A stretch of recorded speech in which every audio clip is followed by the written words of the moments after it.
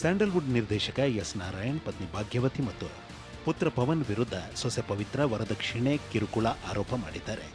ಪವಿತ್ರ ದೂರು ಆಧರಿಸಿ ಬೆಂಗಳೂರಿನ ಜ್ಞಾನಭಾರತಿ ಪೊಲೀಸ್ ಠಾಣೆಯಲ್ಲಿ ಎಸ್ ನಾರಾಯಣ್ ಮತ್ತು ಕುಟುಂಬದ ವಿರುದ್ಧ ಎಫ್ಐಆರ್ ದಾಖಲಾಗಿದೆ.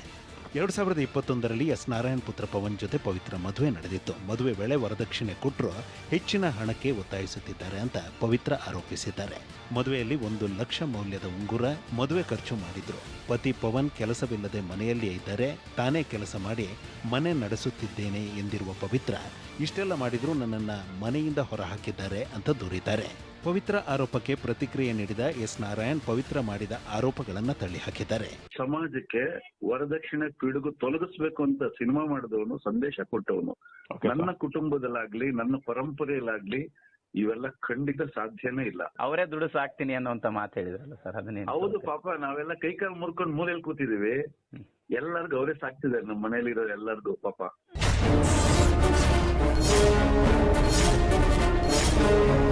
5% ಇದ್ದಾಗಲೇ ಈ ನಮೂನೆ ಬಾಲ ಬಿತ್ತವನು.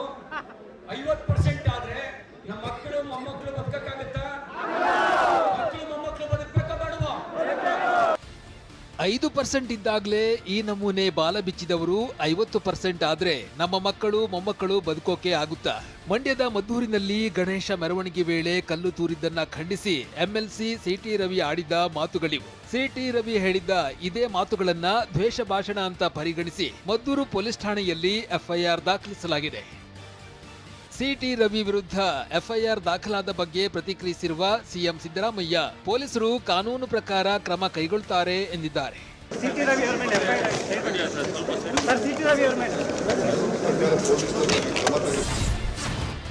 ದ್ವೇಷ ಭಾಷಣ ಆರೋಪದಡಿ ಎಫ್ಐಆರ್ ದಾಖಲಾದ ಬಗ್ಗೆ ಪ್ರತಿಕ್ರಿಯೆ ನೀಡಿದ ಎಂಎಲ್ಸಿ ಸಿಟಿ ರವಿ, ನೀವು 100 ಎಫ್ಐಆರ್ ಮಾಡಿದರೂ ನಾನು ಎದುರಿಸಿದ್ದೇನೆ. ನನಗೆ ಯಾವುದೇ ಹೆದರಿಕೆ ಇಲ್ಲ. ಹಿಂದುತ್ವದ ಸಲುವಾಗಿ ನಾನು ರಾಜಕಾರಣಕ್ಕೆ ಬಂದಿದ್ದೇನೆ ಎಂದಿದ್ದಾರೆ. ಎಫ್ಐಆರ್ ನನಗೆ ಹೊಸತೇನಲ್ಲ. ನನ್ನ 14ನೇ ವಯಸ್ಸಿದ್ದಾಗಲೇ ಮೊದಲ ಎಫ್ಐಆರ್ನ ನಾನು ಹಾಕಿಸ್ಕೊಂಡಿದ್ದೆ. ಆವಾಗಿನ್ನೂ ನಾನು ಮೈನರು. ಹಾಗಾಗಿ ಕೇಸು ಎಫ್ಐಆರ್ ಹೊಸತೇನಲ್ಲ. ಆ್ಯಕ್ಷನ್ ಮಾಡಿದ್ರೆ ರಿಯಾಕ್ಷನ್ ಸಮಾಜ ಕೊಡುತ್ತೆ ಅಂತ ಹೇಳಿದ್ದನ್ನು ಎಫ್ಐಆರ್ ಹಾಕ್ತೀರಾ? ನನಗೇನು ಹೆದರಿಕೆ ಇಲ್ಲ. ಹಿಂದೂ ಸಮಾಜದ ಸಲುವಾಗಿಯೇ ರಾಜಕಾರಣಕ್ಕೆ ಬಂದಿದ್ದೇನೆ, ರಾಷ್ಟ್ರದ ಸಲುವಾಗಿಯೇ ರಾಜಕಾರಣಕ್ಕೆ ಬಂದಿದ್ದೇನೆ. ನೀವು 100 ಎಫ್ಐಆರ್ ಹಾಕಿರೂ ಎದುರಿಸ್ತೇವೆ. ಸೌಜನ್ಯ ಮಾವ ವಿಠಲಗೌಡ ಸ್ಫೋಟಕ ಹೇಳಿಕೆ ನೀಡಿದ್ದಾರೆ. ನನ್ನನ್ನು ಬಂಗ್ಲೆಗುಡ್ಡಗೆ 2 ಸಲ ಸ್ಥಳ ಮಹಜರಿಗೆ ಕರೆದೊಯ್ದಿದ್ರು. 2ನೇ ಬಾರಿಗೆ ಸ್ಥಳ ಮಹಜರಿಗೆ ಹೋದಾಗ ಹೆಣಗಳ ರಾಶಿ ಸಿಕ್ಕಿದೆ ಎಂದಿದ್ದಾರೆ. ಸುಮಾರು 10 ಅಡಿಯಲ್ಲಿ 3 ಅಸ್ಥಿಪಂಜರ ಸಿಕ್ಕಿದೆ. ಕಣ್ಣಿಗೆ ಕಂಡಂತೆ 5 ಹೆಣಗಳು ಸಿಕ್ಕಿದೆ. ಸಣ್ಣ ಮಗುವಿನ ಎಲುಬೂ ಇದೆ ಅಂತ ಗೋಚರ ಆಗ್ತಿತ್ತು. ವಾಮಾಚಾರಕ್ಕೆ ಬಳಸುವ ವಸ್ತುಗಳು ಕೂಡ ಸಿಕ್ಕಿದೆ ಎಂದಿದ್ದಾರೆ. ನೋಡಿದ ಬುರುಡೆಗಳು ಹಾಗೇ ಇದೆ, ಅದನ್ನ ಮುಟ್ಟಿಲ್ಲ ಅಂತಾನೂ ಹೇಳಿದ್ದಾರೆ. ಬಂಗ್ಲೆಗುಡ್ಡೆಗೆ 2 ಸಲ ಕರ್ಕೊಂಡು ಹೋಗಿದ್ದಾರೆ ಮಾಜರಿಗೆ, ಒಂದು ಸ್ಪಾಟ್ ಮಾಜರಿಗೆ. ಕರ್ಕೊಂಡು ಹೋಗುವ ವೇಳೆಯಲ್ಲಿ ಅಲ್ಲೇ ಒಂದು 3 ಮನುಷ್ಯರ ಕಲೆಬರವು ಸಿಗುತ್ತೆ ಅಲ್ಲೇ ಪಕ್ಕದೊಂದು 10 ಫೀಟಲ್ಲಿ. ನಂತರ 2ನೇ ಸಲ ಮಾಜರಕ್ಕೆ ಹೋಗುವಾಗ ಕೆಳಗಡೆ ಎಣ್ಣೆಗಳ ರಾಶಿ ನಮ್ಮ ಕಣ್ಣಿಗೆ ಕಾಣುವಂಥದ್ದು ಒಂದು 5 ನನ್ನ ಕಣ್ಣಿಗೆ ಕಾಣಿದೆ. ಮತ್ತು ಒಂದು ಸಣ್ಣ ಮಗುದು ಅನ್ನೊಂದು ಸ್ವಲ್ಪ ಅದರಲ್ಲಿ ನನಗೆ ಗೋಚರ ಆಗ್ತಾಯಿತ್ತು. ಒಂದು ಸಣ್ಣ ಮಗುದು ಎಲುಬಿದೆ. ಅದು ಪಕ್ಕದಲ್ಲಿ ಈ ವಾಮಾಚಾರಕ್ಕೆ ಬಳಸುವಂಥದ್ದು ಸಣ್ಣ ಒಂದು ಕಲಶಗಳು ಬರುತ್ತೆ, ಒಂದು 5-6 ಕಲಶ ಇತ್ತು. ಅದು ಸಹ ನಾನು ನೋಡಿದ್ದೇನೆ ಅಲ್ಲಿ. ಕೆಲವು ಮಣ್ಣಿನ ಒಳಗೆ ಕಾಣ್ತದೆ. ಈ ಅವರ ಬುರುಡೆಗಳೆಲ್ಲ ಮೇಲೆ ಕಾಣ್ತದೆ. ಮೊನ್ನೆ ನೋಡಿದ್ದು ಹಾಗೇ ಇದೆ, ಅದು ಯಾವುದು ಮುಟ್ಟಲಿಲ್ಲ. ನಿನ್ನೆ ಸಹ ನೋಡಿದ್ದನ್ನು ಮೊನ್ನೆ ನೋಡಿದ್ದನ್ನು ನಿನ್ನೆ ನೋಡಿದ್ದೀವಿ, ನಿನ್ನೆನೂ ಮುಟ್ಟಲಿಲ್ಲ. ನಿನ್ನೆ ನೋಡಿದ್ದನ್ನು ಅದನ್ನು ತೆಗೆದಿಲ್ಲ, ಹಾಗೆ ಇಟ್ಟು. ಅಲ್ಲದೆ ತನಿಖೆಗೆ ಯಾವಾಗ ಕರೆದರೂ ಬರುತ್ತೇನೆ ಅಂತ ಹೇಳಿದ್ದೇನೆ. ಚಿನ್ನಯ್ಯ, ತಾನಸಿ, ರಂಗ, ಸುಬ್ರಹ್ಮಣ್ಯ ಎಲ್ಲವನ್ನೂ ಹೇಳಿದ್ದಾರೆ. ಅವರ ಮಾಹಿತಿ ಪ್ರಕಾರ ತೋರಿಸಲು ನಾನು ರೆಡಿ ಇದ್ದೇನೆ ಎಂದಿದ್ದಾರೆ.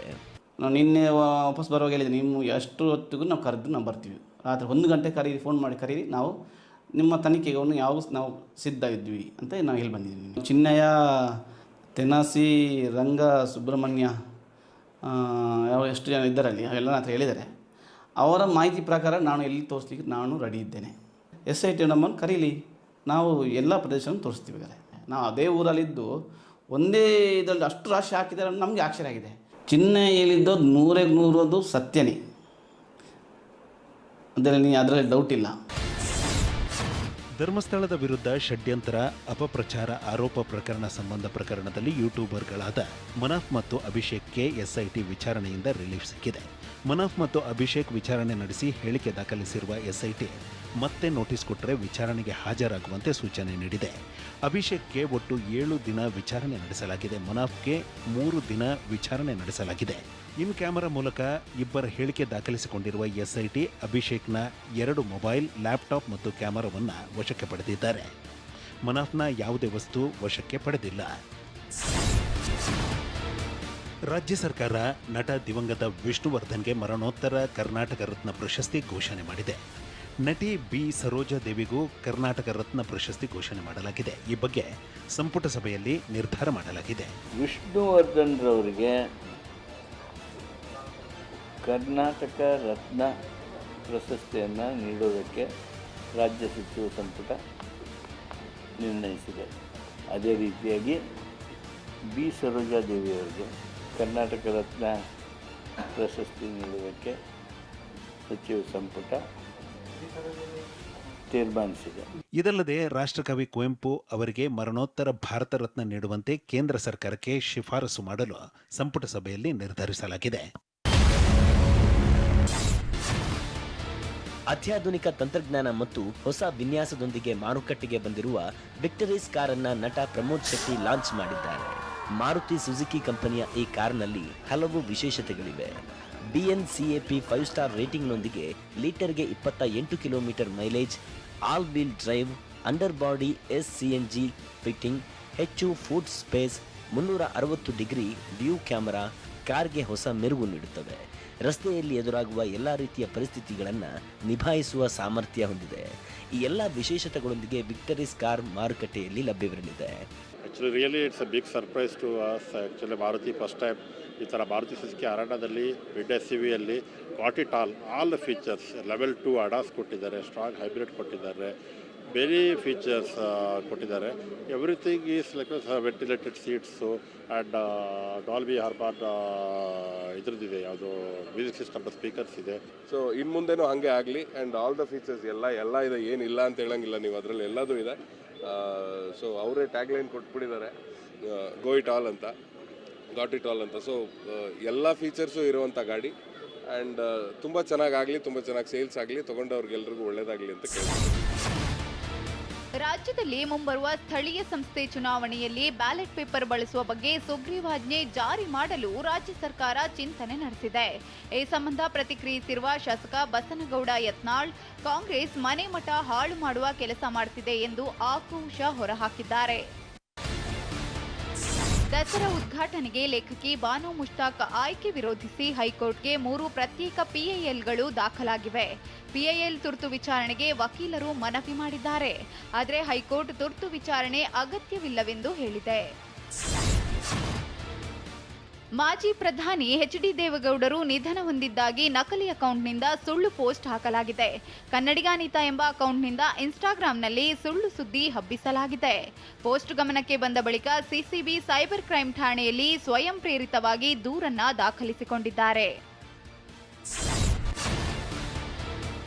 Door ಒಡೆಯೋದಿಲ್ಲ, lock ಮುರಿಯೋದಿಲ್ಲ. ಕತರ್ನ ಕಳ್ಳನ ಪ್ಲಾನ್ಗೆ ಮನೆ ಮಾಲೀಕರು ಹೈರಾಣಾಗಿದ್ದಾರೆ. ವಿಂಡೋ ಓಪನ್ ಮಾಡಿ ಲಾಕ್ ಸ್ಕ್ರೂ ಬಿಚ್ಚಿ ಸಲೀಸಾಗಿ ಚಿನ್ನಾಭರಣ ದೋಚುವ ಕಳ್ಳ ಸಿಲಿಕಾನ್ ಸಿಟಿಯಲ್ಲಿ ಆಕ್ಟಿವ್ ಆಗಿದ್ದಾನೆ. ಬೆಂಗಳೂರಿನ ಬಾಗಲಗುಂಟೆ ರಾಮಯ್ಯ ಬಡಾವಣೆಯಲ್ಲಿ ಕಳ್ಳ ಓಡಾಡಿರುವ ದೃಶ್ಯ CCTV ಕ್ಯಾಮೆರಾದಲ್ಲಿ ಸೆರೆಯಾಗಿದೆ. ವಿನಯ್ ರಾಜ್ಕುಮಾರ್ ಜೊತೆ ಸುತ್ತಾಡಿದ ಫೋಟೋವನ್ನ ಮೋಹಕತಾರೆ ರಮ್ಯಾ ಹಂಚಿಕೊಂಡಿದ್ರು. ಇಬ್ಬರಿಗೂ ಪುನೀತ್ ರಾಜ್ಕುಮಾರ್ ಪುತ್ರಿ ವಂದಿತಾ ಕೂಡ ಸಾಥ್ ನೀಡಿದ್ದಾರೆ. ಇಬ್ಬರ ಆಪ್ತತೆ ಬಗ್ಗೆ ನಾನಾ ರೀತಿಯ ಕಾಮೆಂಟ್ಗಳು ಬರ್ತಿದ್ದಂತೆ ರಮ್ಯಾ ಸ್ಪಷ್ಟನೆ ನೀಡಿದ್ದಾರೆ. ವಿನಯ್ ನನ್ನ ತಮ್ಮ ಇದ್ದಂತೆ ಅಂತ ಪದ್ಮಾವತಿ ಕ್ಲಾರಿಟಿ ಕೊಟ್ಟಿದ್ದಾರೆ.